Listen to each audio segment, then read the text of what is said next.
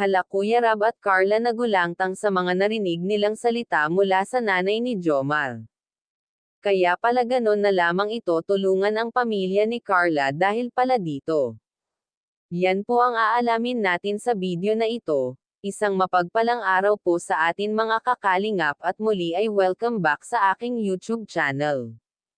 At syempre bago po tayo magsimula sa video na ito ay gusto ko lamang po pasalamatan at shoutout ang ating mga minamahal na mga viewers at supporters na walang sawang nanonood sa ating YouTube videos mga kakalingap. At syempre bago po tayo magsimula sa video na ito ay wag po kalilimutan suportahan si Kalinga Prob at ang ama nito na si Val Santos Matubang.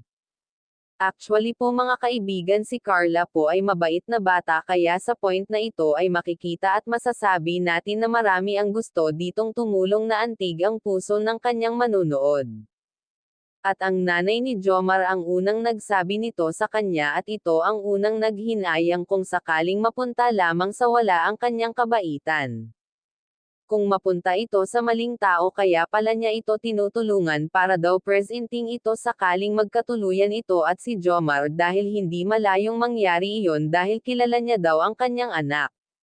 Kaya para sa ikabubuti ng dalawa tinutulungan na niya ang pamilya ni Carla kung sakaling makipag-meet sa pamilya ni Carla ang pamilya Jacob ay mag-epepresent itong magandang lugar. Kuya Rab at Carla ay nagulat sa naging desisyonan ng nanay ni Jomar pati ito ay nagulat sa desisyon ng nanay ni Jomar. Gusto lang talaga nito mapabuti ang kalagayan nila Carla kaya minabuti nitong magbigay ng tulong kila Carla.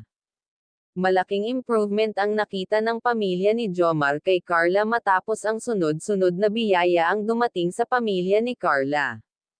At nakita rin siguro nito na mas lalong tumatagal ay nahuhulog na ang loob ni Jomar kay Carla.